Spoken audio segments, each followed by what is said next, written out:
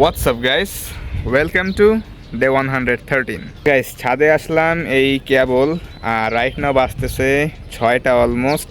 আজকের একটু লেট করে ছাদে আসছি, তার মেইন কারণ হচ্ছে এখন ডে বাই ডে গরম বাড়তেছে, দিনে দুপুরে ছাদে আসাই যায় না, ঠিক আছে? এরকম একটা অবস্থা, প্রচণ্ড পরিমাণে গরম। ইভেন এখন তো আমি খবর পাচ্ছি মানুষ আস্তে আস্তে হিটে স্ট্রোক করতেছে। গরমের বিভিন্ন যেসব ঝামেলা আসলে হয়ে থাকে গরমকালে, সেই সব ঝামেলাগুলো আস্তে আস্তে বেড়ে যাচ্ছে।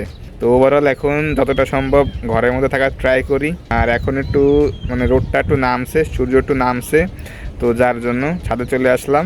তাও স্টিল তাপটা আমি অনুভব করতে পারছি।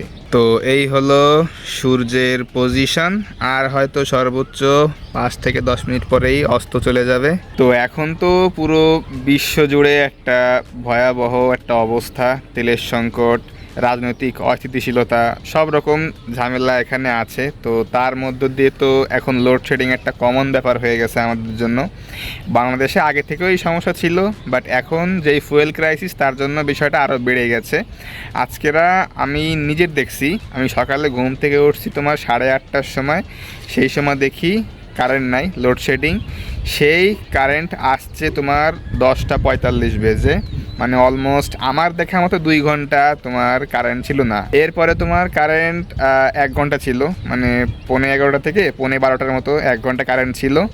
তারপরে কারেন্ট গেছে, আর আসছে মনে হয় তোমার 2:45টার সময়। তাহলে একটু হিসাব করে দেখো, এখানে মনে হয় অলমোস্ট 3 ঘন্টা প্লাস প্লাস একটা টাইম চলে আসে। তো আমার দেখা আজকে সকালে মানে দিনে দুপুরেই 5 ঘন্টার বেশি লোডশেডিং, এরকম একটা অবস্থা।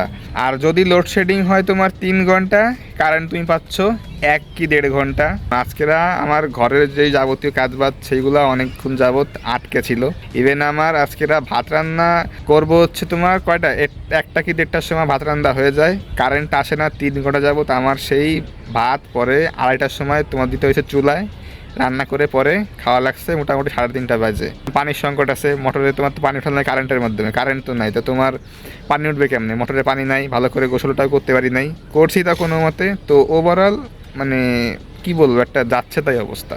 তো আমি আসলে একটা বিষয় মনে মনে ভাবতেছি যে আমার তো ব্যবসাটা এখনও ভালো মতো স্টার্টই হয় নাই। অনলাইন বিজনেস আমি করি, বাট ওই লেভেলের তো আমার অত ক্রেজি বিজনেস বা অত বড় ফ্যান ফলোয়ার ওরকম বিজনেস আমি এখনো এস্টাবলিশ করে পারি নাই। হারিয়ে গেলেও কারো কোনো কিছু যায় আসে না, আমি এরকম পর্যায়ে আছি। তো আমার তো আর সেরকম বড় ব্র্যান্ড পজিশনিং বা অনলাইনে সেরকম বড় কোনো বিজনেস নাই, কেবল স্টার্টিং বলতে গেলে। তো যাদের আসলে এরকম বড় একটা পেজ আছে, বড় রানিং বিজনেস আছে, তারা এই যে সময়ের মধ্যে এই যে বর্তমান সময়টা, এর মধ্যে আসলে কীভাবে ব্যবসাটা রান করতে পারছে। তোমার লোডশেডিংয়ের ইস্যু, প্রত্যেকটা জায়গায় ইস্যু, ফুয়েল ক্রাইসিস, প্রত্যেকটা মালের দাম বেড়ে যাচ্ছে, পরিবহনে দাম বৃদ্ধি পাইছে। তো এই সবের মধ্যে দিয়ে তারা আসলে বিজনেসটা কীভাবে রান করতেছে আমি আসলে বুঝতে পারছি না। আর আমার যখন কোনো কিছু একটা হবে বড় ছোটো কোনো, ইনশাল্লাহ দোয়া করি, আশা রাখি যে আমার বিজনেসটা আমার রয়্যাল একদিন অনেক বড় হবে। সামনে তো আরও তোমার খারাপ দিন আসতেছে।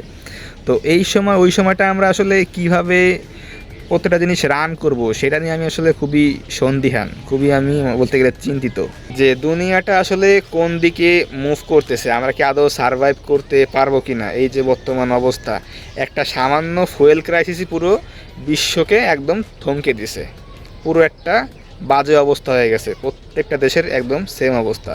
আর আমরা থাকি হচ্ছে বাংলাদেশে, একটা নিম্ন আয়ের দেশ, সেখানে তো বলতে গেলে আরও বড় ক্রাইসিস হবে। যেখানে বড় বড় দেশগুলাই সাফার করতেছে, সেখানে তো আমাদের মতো দেশ, আমাদের মতো যেসব দেশগুলো আছে আশপাশের, তাদের তো অবস্থা একদম করুণই বলা যায়। তো আমাদের আসলে কি ভবিষ্যৎ, এইগুলো আসলে চিন্তা ভাবনা করলে খুবই স্ট্রেস ফিল হয় যে আদৌ আমাদের ভবিষ্যৎটা কি।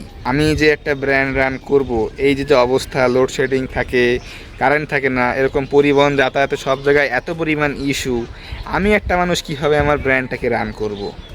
এই রকম তো আমার মতো আর অনেকেই পাবলিক আছে, ঠিক আছে? তো তারা সবার আসলে আলটিমেট ফিউচারটা কি, এখানে বাংলাদেশে আসলে মানুষের ভবিষ্যৎটা কি বিজনেস নিয়ে।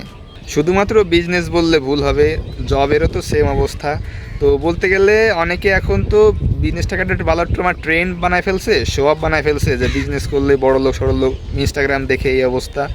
তো আমি বলবো যে বর্তমানে যে অবস্থা, বিজনেসেরও আসলে অনেক সাফারিং এখানে আছে, অনেক চ্যালেঞ্জেস তো আগে থেকেই ছিল। আমার মনে হয় সামনে থেকে আগে সামনে যে আরও অনেক বড় বড় চ্যালেঞ্জেস এখানে অ্যাড হবে, কারণ দুনিয়ার যে অবস্থা আমার মনে হয় না খুব বেশি একটা ফ্রেন্ডলি এনভায়রনমেন্টও বাংলাদেশে আগে থেকেই নাই। বড় সড়ো একটা ডিজাস্টার আস্তে আস্তে আমাদের দিকে ধেয়ে আসছে। এটা একান্ত আমার ব্যক্তিগত ধারণা, মতামত বলতে পারো। তো তোমাদের কি মতামত এই জিনিসটা নিয়ে অবশ্যই আমাকে তোমরা কমেন্টে জানিও।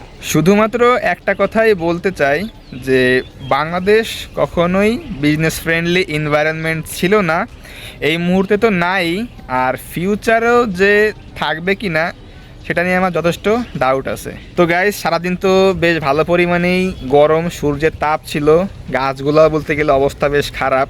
ঠিক আছে, তো রাইট নাও একটু পানি দেওয়া লাগবে। তো দেখা হচ্ছে তোমাদের সাথে একবারে রাত্রে। Okay, stay tune. All right guys, welcome back guys. তো রাইট নাও বাজতেছে তোমার 11:05, আর কারেন্ট যায় না, অনেকক্ষণ হয়ে গেছে। এখন তো কারেন্ট সবসময় যাবেই, লোডশেডিং হবেই। তো অনেকক্ষণ তো তোমাদের তো যায় না, তো এখন একটা বলতে গেলে একটা মানে মনে হচ্ছে যে কারেন্ট যাবে যাবে একটা ভাব, কারণ ইউজুয়ালি আমি খুলনায় 2-3 দিন আসি, 11টার পরেই তোমার লোডশেডিং হয়। তো কারেন্ট এখনও আসে, তো সেই ফাঁকে ভাবলাম যে ভিডিওটা এখন করে রাখি, পরে আবার লোডশেডিং হবে, আবার কখন আবার ব্যাক আসবে কারেন্ট তারও তো কোনো নিশ্চয়তা নেই। তো যার জন্য এমনও হইতে পারে যে ভিডিও চলাকালীনই তোমার লোডশেডিং হয়ে গেল, বলা যায় না। তো রিস্ক নিয়ে ভিডিওটা স্টার্ট করলাম। গরম তো পড়ছে আলহামদুলিল্লাহ, সবাই মোটামুটি টের পাচ্ছ আশা করি। যারা উত্তরবঙ্গে আছে তারা তো আরো ভালো মতো টের পাচ্ছ, কারণ উত্তরে তো সবকিছু ঠান্ডা গরম দুইটাই বেশি পড়ে। আমি এবার মানে টিকে আছি জাস্ট খালি আমার চার্জার ফ্যানের জন্য, এবার গ্রাম থেকে কিনে আনছিলাম। তো এবার গ্রামে যে এইটা কিনে আনছিলাম আমার কাজিনের কাছ থেকে, তার একটা ইলেকট্রিক শপ আছে, তোমাদেরকে দেখাইছিলাম, তো সেইখান থেকেই নেওয়া এইটা। তো যার জন্য তোমার লোডশেডিং হইলো অ্যাটলিস্ট আমি এই ফ্যানটা চালাই, মানে ওই সময়টা একটু ভালো থাকতে পারি, হাওয়াটাও বেশ ভালোই দেয়, বাতাসের স্পিডটা বেশ ভালো। এর জন্য এবার গরমে একটু হালকা হইলেও স্বস্তিতে আছি। কি আর করবো বলো, না আছে একটা আইপিএস কেনার ক্ষমতা, না আছে এসি লাগানোর ক্ষমতা। মোটামুটি গরমে এক প্রকার আমাদের মতো মধ্যবিত্ত পরিবাররা এক প্রকার অসহায়ই বলা যায়। দেখা যাক দেশ, পুরো বিশ্ব কোন দিকে মুভ করে আসলে এই খারাপ সিচুয়েশনের মধ্যে। বিশ্ব যেদিকে মুভ করবে আমাদেরকেও সেদিকে মুভ করা লাগবে। সেই হিসেবে এটা তো বলাই যায় যে আমরা সবাই এখন ক্ষতির সম্মুখীন। শুধু এটাই আল্লাহর কাছে দোয়া করো, প্রার্থনা করো যেন আমরা আবার যেন আগের মতো সেই স্বাভাবিক লাইফে আমরা ব্যাক করতে পারি। ওকে গাইস, তো রাইট নাও ভিডিওটা আমি এখানেই শেষ করছি, কেননা লোডশেডিং হওয়ার এখন হিউজ চান্সেস আছে, সময় আস্তে আস্তে ঘনিয়ে আসছে। তো আমি চাচ্ছি না যে আমার ভিডিওর মধ্যে আসলে লোডশেডিংটা হোক। তো ভিডিওটা আজকে এখানেই শেষ করছি, দেখা হচ্ছে ইনশাল্লাহ আগামীকাল। তো সেই পর্যন্ত নিজের খেয়াল রাখো, ভালো থাকো, আল্লাহ হাফেজ।